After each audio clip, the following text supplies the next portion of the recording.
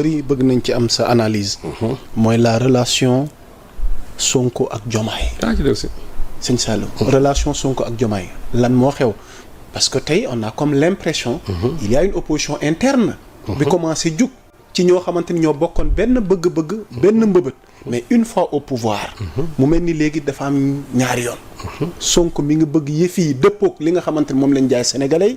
mais de l'autre côté du camp du président on a comme l'impression que ni moom dafay gën a woote comme ni nga ko wax les réconciliations. mais booba sëñ Saliou damay ragal ndax choc narutam qu'en est-il de la relation de Sonko ak Diomaye.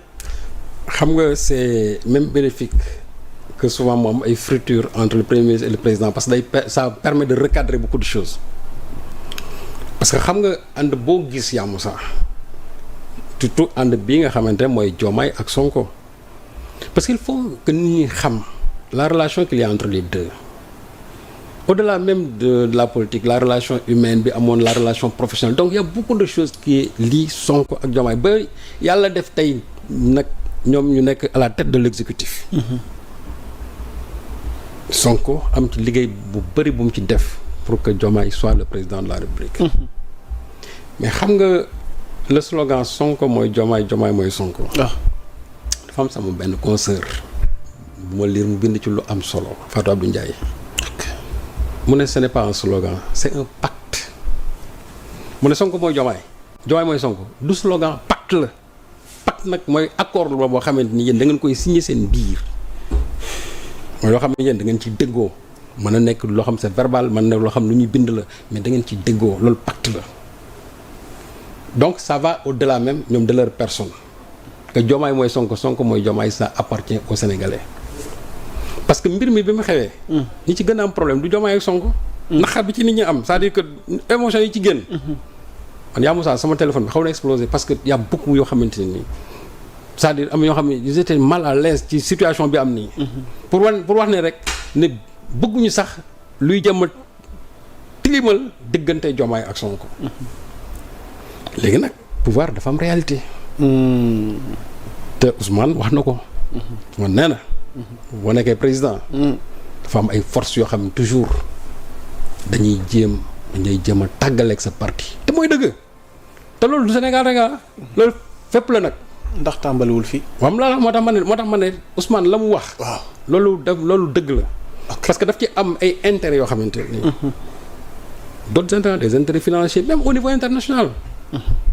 yoo xam ne toujours ils vont faire de sorte que. surtout que tu as un super premier ministre boo xam ne ñoom xam nañ ñëpp dayoo bi mu am. parce que ça aurait été quelqu'un d'autre. les gens ne s'en soucieraient même pas seen yoon naw ci. et parce que c'est Ousmane Sonko te xam nañ l'esprit souverainiste de Sonko te ñu xam Sonko nan la mel par rapport à ce projet là ak Sonko lu muy conseillé ci ñoom ci seen i obstacle pour seen i intérêt mais ku mel noonu mais da ngay liggéey pour jëlee ko fi te lobby yooyu ñoom ci seen logique la ñu système boobu non ñooñu seen logique lañu nekk yaa Moussa c'est-à-dire que dinañ def le tout xool ba dégager la te fu ne nag lañ lay jaar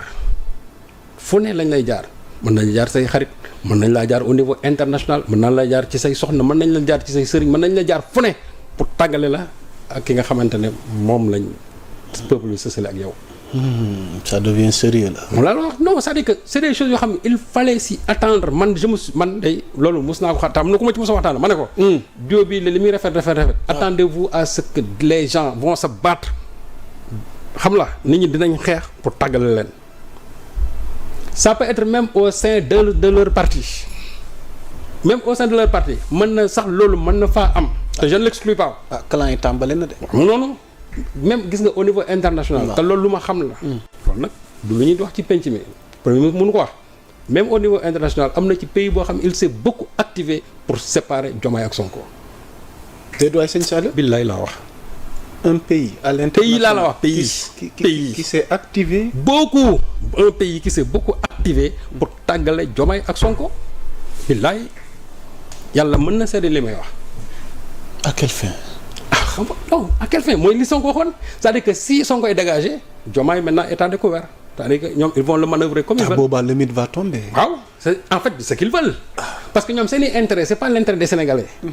ñun suñu intérêt mooy que Sonko ak Diomaye fassent toujours bloc.